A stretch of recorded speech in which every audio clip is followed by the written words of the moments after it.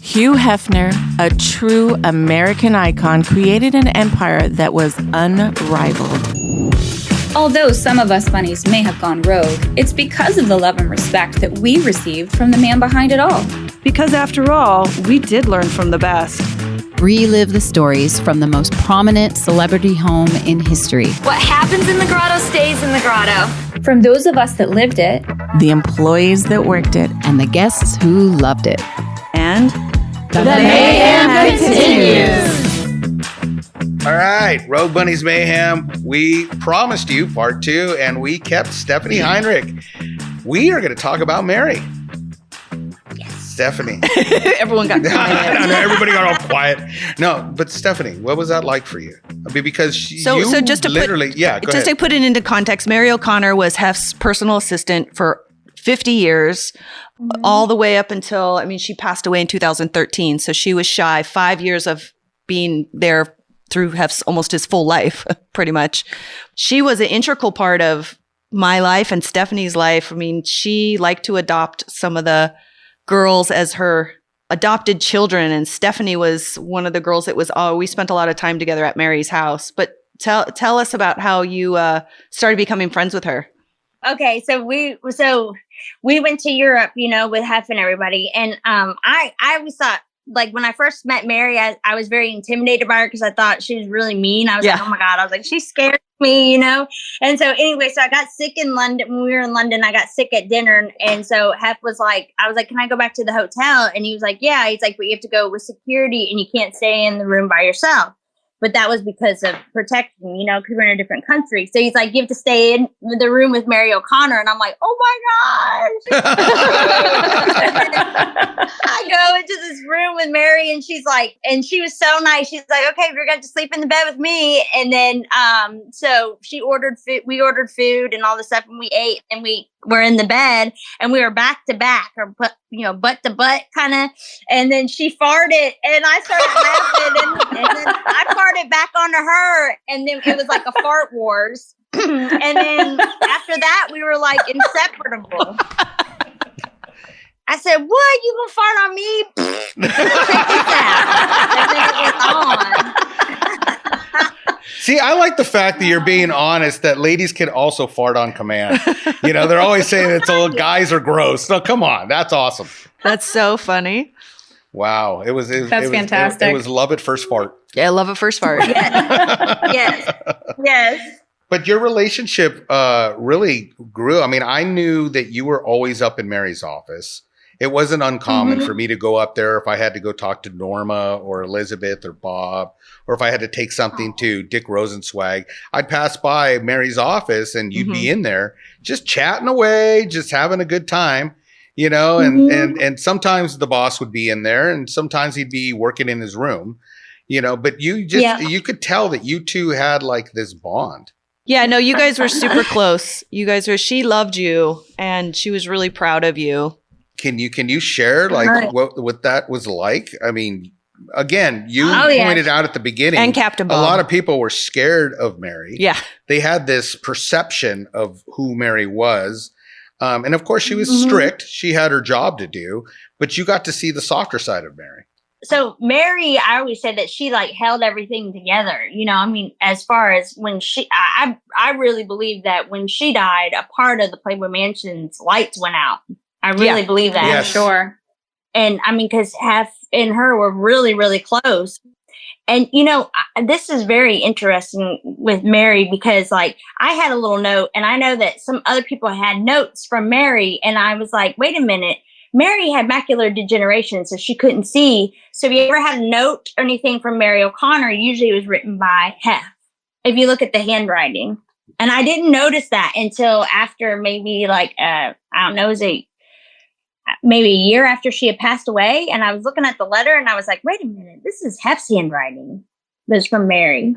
Wow. Wow. Yeah. Because I do remember when Mary's eyesight was going, they had to hook up that big giant magnifying glass. Yeah, it was called her bionic eye. Yeah, that thing came over and boom, and she was reading everything through. Yeah. So she was just like, out there, she was just very like, it was like a family out there. And so, you'd have like, card night and football, and you could watch football or whatever, or, go over there and have dinner or just talk to her. I mean, she at Mary's house was one of the people.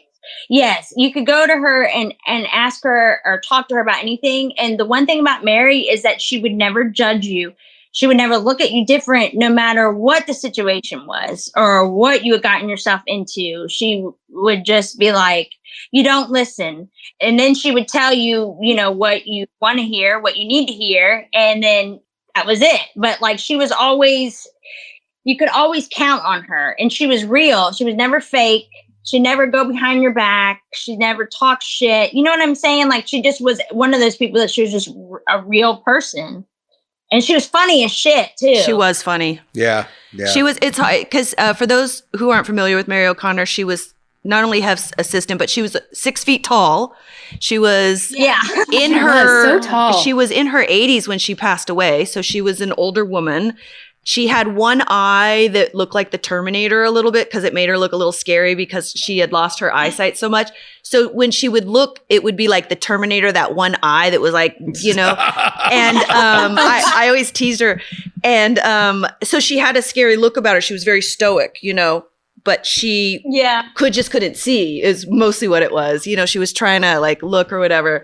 But I was scared of Mary at first as well because I had heard stories like, don't talk to her because you get on her bad side, you're never coming back. And I'm like, oh no. But she was the sweetest. I know. Yeah. Remember in the one guest bedroom, they had the bed that would go up into the wall. Yeah. The Murphy bed. And I remember one time she went in there to get something, and I had like hidden in the wall, and I just had slammed the bed down. I was on it to scare the shit out of her. And she's like, what is wrong with you? Aww. Mary, but if you look at Mary's past, Mary didn't take shit. That's what I loved about her. She was genuine. She was, she wasn't going to take any crap though. I used to remember, and I'm sure you heard these, Stephanie, phone calls where she would have to call up a guest and kind of like reprimand them. If they were like acting up or maybe not presenting themselves right, and they'd be banned from the mansion for, a couple weekends, kind of like, you're being put in timeout.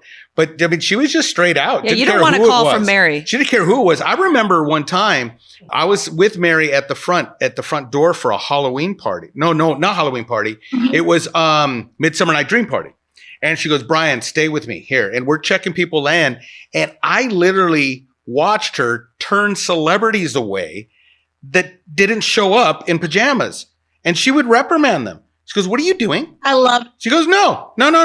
You get back in your car. You don't live that far from here. You go home. You go change. And because we did have like extra robes that were on the side in case we needed to do that. But for the most part, she would get offended. It's like, how dare you? You got the invite. I don't care who you think you are. Yep. And that was awesome about Mary. Yeah. Especially for New Year's, if you didn't wear a bow tie, a guy. Yeah. Oh, yeah. Go ahead, Steph. Oh, yeah. Oh, no, she was just awesome. I mean, and she loved animals too, and, all that stuff. I mean, she was always welcoming, you could always just come into her house anytime. I'd show up there at like 3-4 o'clock in the morning, sometimes drunk as shit. And like Captain Bobby answering the door in his gold chains and his underwear and be like, come on in. And he'd make amaretto sour. He's like, let's have an amaretto sour. I'm like, hell yeah, let's do it, Captain Bob. So it was awesome. It was awesome. Not a lot of people know that if you look into her history, she was a race car driver. She was she was one of the first female race car drivers. She had a thing called milk teeth from a very young age, so she had to have all her teeth pulled by the time she was 30. So she had these dentures that she wore, and she made them crooked on purpose so they looked real, so no one ever knew. And she was funny she would take them out. She was funny with the dentures and stuff like that, but she didn't care. She's like, who cares? I don't want to say what she did without the dentures, but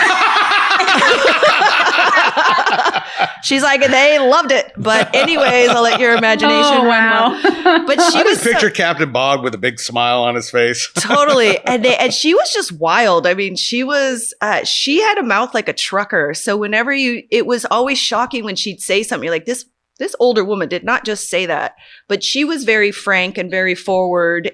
I think that's what Hef loved about her the most, was that she was super loyal, and she was, very diligent with keeping the standard or laying down the law or whatever. Yeah. He could count on her 100%. And even he said, kind of towards the end of like Girls Next Door or something, he said, probably Mary is probably the most intimate relationship I've ever had in my life. I'm the closest with her than anybody on the planet, and I've never even had sex with her.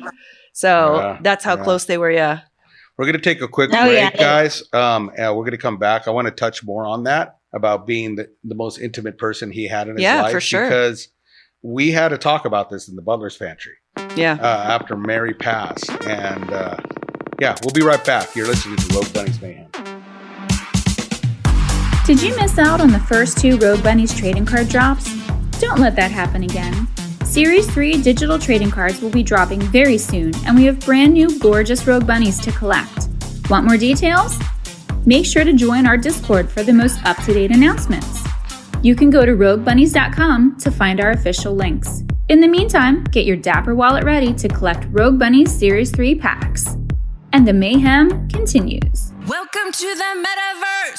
This is your girl, Nikki Lee, Miss May 2012. Thanks for tuning in to Rogue Bunnies Mayhem. Be sure to keep an eye out for my Rogue Bunnies Series 3 NFT trading card drop. You want more details? Visit roguebunnies.com and follow us on social media for updates. And the mayhem continues.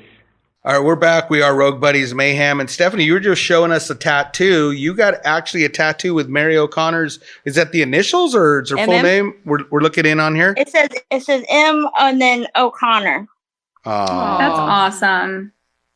I'm glad that we're talking about Mary, because yes, Mary was very stoic, but here's an opportunity for us to get to share other sides that I wish people would know about. Whenever I was single, she was always trying to set me up with someone. And I'll just tell you the story real quick. She went in for a surgery, and when she came out, she was supposed to call me and everything, so I was going to pick her up or whatever. And so when she came out of the surgery, she called me and she said, "You're going to be getting a phone call from a doctor, and and the answer is yes, you'll go out with him." And I was like, "What are you talking about?" She's like, "Just when he calls, I gave him your number." So what happened was she came out of the surgery, and the anesthesiologist was like, "Oh, hi, how are you?" And she goes, "Are you single?" And he goes, "Oh dear, you're a little out of my age bracket," or something he said to her. And she goes, "No, not me, stupid." I'm Mary O'Connor and I work for Hugh Hefner. And he's like, "Oh," she goes, "I have a girl for you. I'm going to give you her phone number. You're going to call her when we get done here, and you're going to ask her out, and she's going to say yes." And so did you go out with him? Yes. So he called. So I get a call and he goes, "Hi, this is so-and-so. Mary gave," and I said, "Oh, I'm so sorry. I guess I'm going to have to say yes because," and he's like, "Oh, this is so easy." And so we did, and he was gorgeous. He was absolutely gorgeous, this guy. And we dated for like a year. So, Oh, wow. Yeah, that's awesome. Yeah, Mary, it's just so fun. Matchmaker Mary. Yeah, she set me up with a few people, a few billionaires, and none of them ever worked out. They were all weird, but she was always trying. Oh my God. He was always trying to hook you up with somebody. And I remember we were it was like, I think it was a midsummer's party or something. She's like, "Stephanie, come here. I got somebody for you." And I was like, okay. And so I'm following her and she's going up, back through these people. And then all of a sudden the crowd parts and it's David Hasselhoff. And it's come on. Give us a story. This is the person she wants to set you up with. Yes. And so the crowd's part and David Hasselhoff's standing there. And I was like, Mary, I'm trying to get her attention. And she's like, "This is Stephanie, this is," and by the time she could even introduce me to him, I took off running the other way. And then I saw her later. She's like, "Where did you go?" And I was like, "But wait, did you run away in slow motion?" Because he really likes that. Wasn't that the first thing you thought in your head? Come on, everyone. That's so funny. But yeah, I told her, I'm sorry, Mary. I was like, anybody but I ain't hassling with the Hoff, so we're not messing with that. Did she set you up with anybody else? Oh God, yeah. Can you tell us any of those stories? I don't know.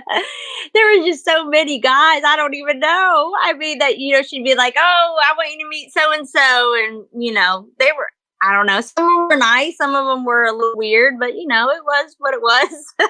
She set you up with Steve. Steve who? Oh, yeah. Steve Bing. Yeah. Oh, really? Yeah. Yeah.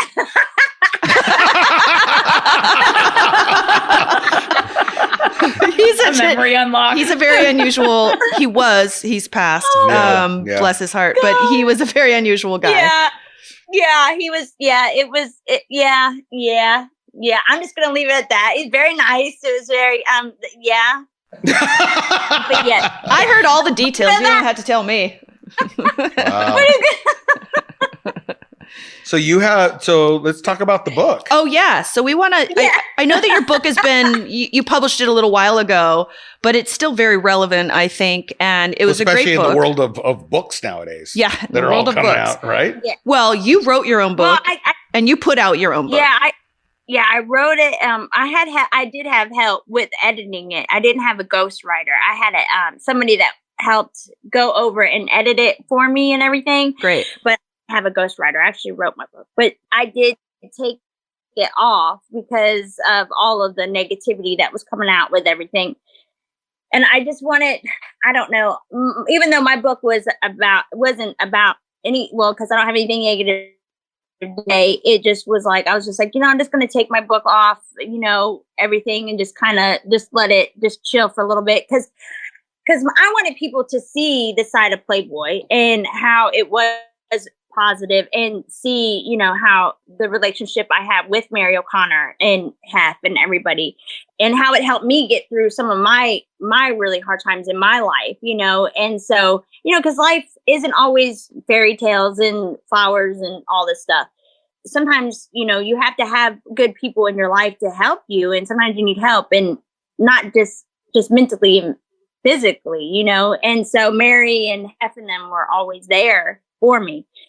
So anyway, so the book was all about that. And so I just ended up pulling the book off because there was all this negative shit out there. And I just was like, you know what? I did this book for people to see the positive side. This was before any of these hookers would, sorry.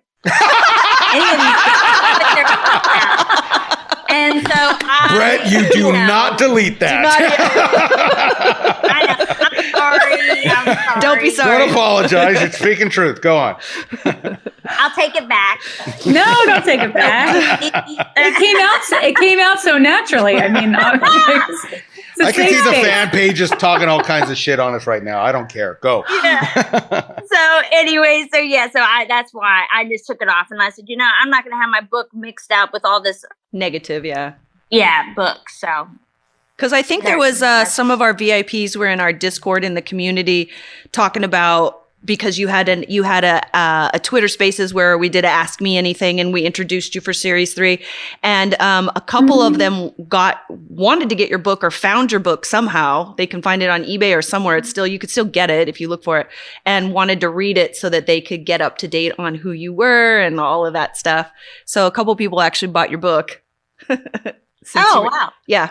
And Hef even wrote, and I have letters from Hef that, because I sent Hef a copy of the book, and then Hef sent me a letter, and he had it typed up and signed, and he said that, he's like, I think you loved Mary more than she ever would have known. And, he was like, thank you for writing this book. And I don't know if he ever read it or anything. I did send him a copy of it because I wanted to show him, tell him thank you and everything. Any chance I got to say thank you to him, I always did.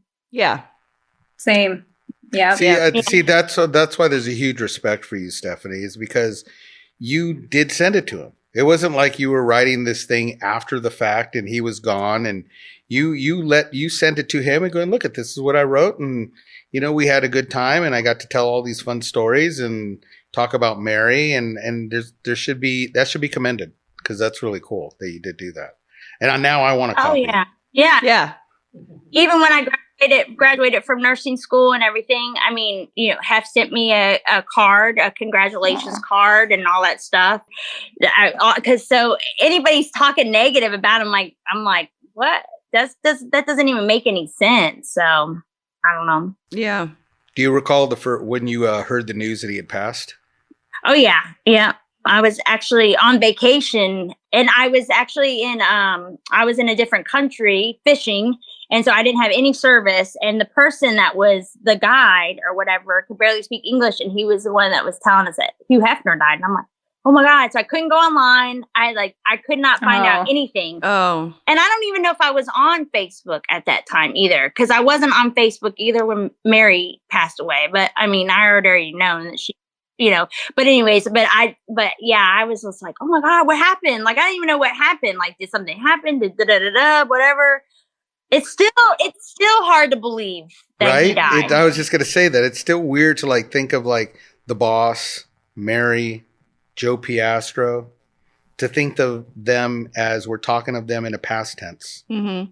Especially when you see their pictures, because it's like you right. or when you see Hef on TV or even the news, it's weird because he's a celebrity, and to everybody else, he's this iconic Hugh Hefner. But to us, he was someone that we knew so intimately. So it's strange when I see him, because I'm like, God, feels like a family member that's gone. Yeah. You know what I mean?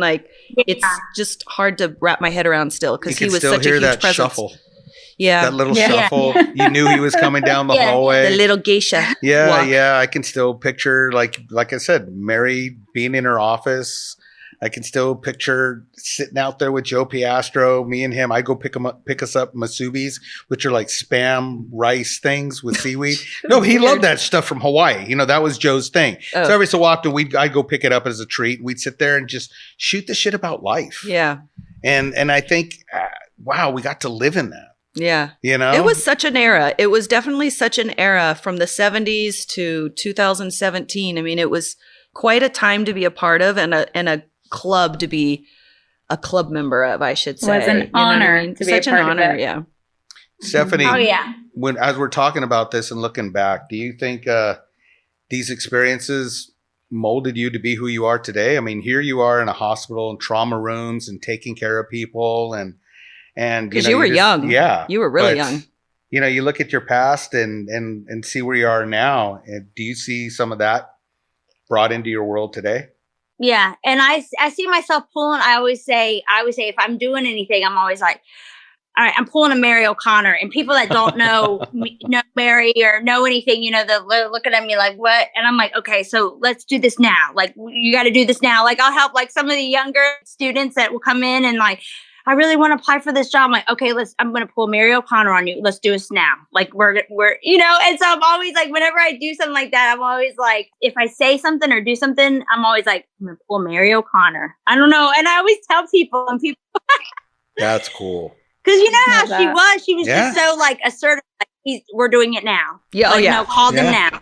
Yeah. She never had to raise her voice. She never had to be any aggressive. She just had to be just her calm self, and it was totally enough. Like, there was no question, like, oh, well, she said it. So it's like she just had a power about her, but she was a calm presence. You know what I mean? She was never aggravated or, she was never flappable, really. No, she kept her cool. She kept her cool. Mm-hmm. Yeah.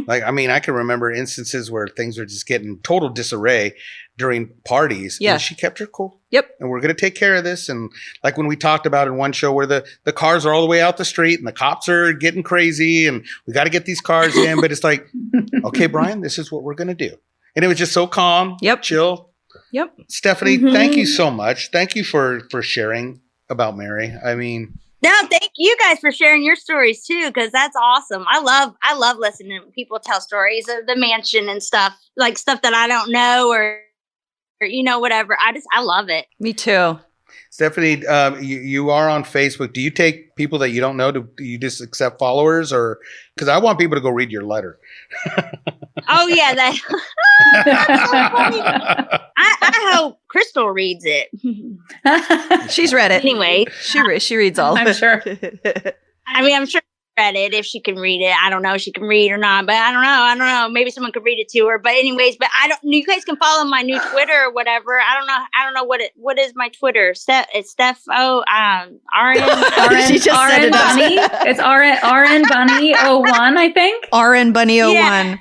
Yeah, I think that's what it is. Or we're definitely going to have to post that. We got to post that letter somewhere for people to read, because it's not that you just did a 1-2 punch, but it's just that you were really direct and you were spot on without all the extra stuff. You know, it was just we could post it in our Discord. We could put it in. We should. Oh, that's a Road good Bunnies idea. Discord. Meet us in there. We'll meet us in our Discord. I know we got to wrap out, but I just got to say, Stephanie, I know we said we were not going to read the letter here. You know, we're telling people to go read it, but I lost it when you put in there, and I have to read this line to myself. Read the line. I have to say it out loud because it was funny. You put in something like, and he goes, if it weren't for the boss, right, you'd be stripping for fry bread at a strip club on the reservation. And in New Mexico. Yeah, in New Mexico. And I'm like, I died, right? Because, I'm Native American and, fry bread's a big thing. And I'm explaining it to Victoria. I go, I lost it. She goes, what does that mean? I don't even know what it means. And I go, so fry bread's a really cool thing that us natives, we make. My sister's recipe is insane, but it'd be like saying you'd be stripping for white Wonder Bread in a trailer park. So she goes, oh, I get it. Okay, I'm like, so the wording, everything you put in there, it was just comical. It was so true, but at the same time, it had such a humor to it that thank you. You made my night. That was hilarious. Listen, it was her opinion, which she's entitled to, Yes. And there was facts in it, about the fact that all your facts were good, and especially the stuff that you brought up about Hef, some of those key things that are like people forget about those things. I think that was great. Stephanie, thank you so much. You freaking rock. Well, thank you. We got to have you come back. You got to let us know if you ever come out to California. And then we're going to hurry up and book Jenn a ticket to get out here. And then we all got to hang out. That'd be fun. Oh, my God, yes. Or in Vegas. Or you guys could come out this way. Yeah, we need to come out for Chillers. Georgia. Let's go somewhere new. Chillers in October. Well, yeah, maybe Victoria and I need to go to the East Coast. Yeah, Chillers in October is what we want to. All right. We're going to plan that up. All right. Well, thank you, Stephanie. Thank you for everyone listening. I'm Brian Olea. I'm Victoria Fuller. Jennifer Pershing. Thank you, Stephanie. And the mayhem continues.